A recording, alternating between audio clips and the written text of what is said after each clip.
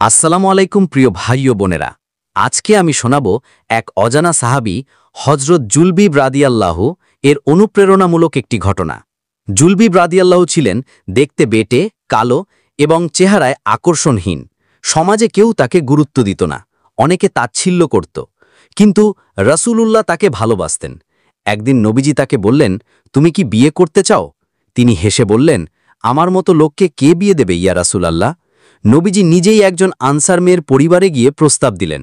প্রথমে পরিবার অবাক হলেও সেই মেয়েটি বললেন, যেখানে রাসূলের পছন্দ সেখানেই আমার সম্মতি।